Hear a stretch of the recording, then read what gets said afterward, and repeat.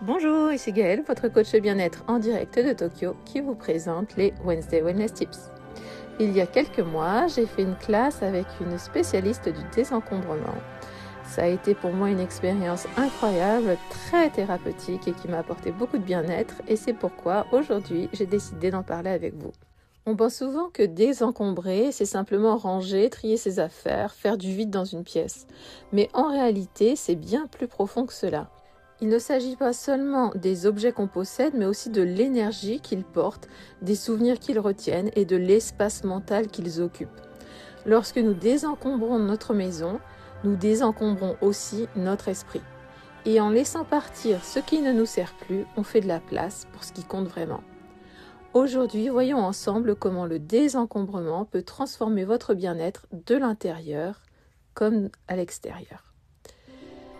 Le poids caché du désordre. On sous-estime souvent à quel point notre environnement influence notre état intérieur.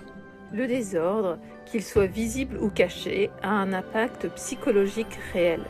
Des études montrent que les espaces encombrés augmentent le taux de cortisol, l'hormone du stress.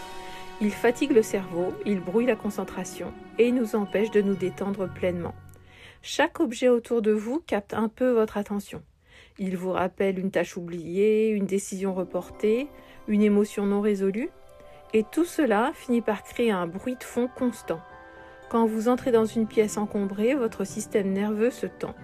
Mais dans un espace clair, ouvert, apaisé, votre corps respire. Désencombrer, ce n'est donc pas seulement esthétique, c'est thérapeutique. Le désordre n'est pas seulement matériel, il est aussi souvent émotionnel. Chaque objet raconte une histoire, un souvenir, une peur, une attente ou une partie de vous-même. On garde souvent des choses au cas où, par culpabilité, par nostalgie ou par peur de manquer. Mais ces objets appartiennent parfois à une version passée de vous, une version que vous avez déjà dépassée. Se séparer de ces objets peut être difficile car cela signifie accepter un changement. Mais le désencombrement, ce n'est pas rejeter votre passé, c'est l'honorer et puis lui permettre de reposer en paix, de faire place pour la personne que vous êtes en train de devenir maintenant. Le désencombrement permet de prendre soin de soi. C'est une manière silencieuse de dire « je mérite de vivre dans un espace qui soutient ma paix intérieure ». Chaque objet que vous gardez devrait soit avoir une utilité, soit vous apporter de la joie. Si ça n'est pas le cas, il vous prend plus d'énergie qu'il ne vous en donne. Donc commencez petit par un tiroir, une étagère, un coin de pièce et observez comment vous vous sentez une fois que cet espace est clair.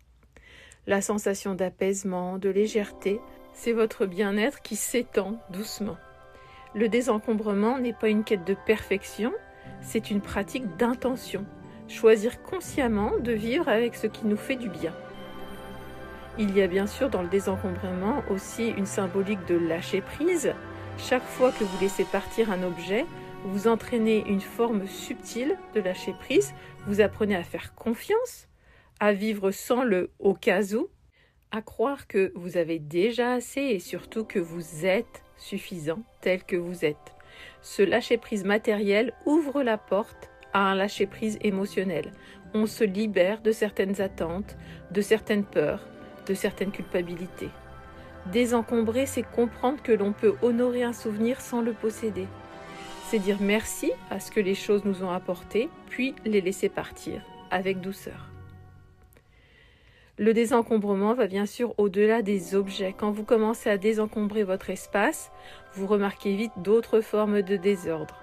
Ça va être celui qui est dans votre agenda, dans votre téléphone, dans vos relations. Combien d'engagements vous fatiguent? Combien de notifications volent votre attention? Désencombrer, ce n'est pas seulement avoir moins, c'est faire de la place pour mieux.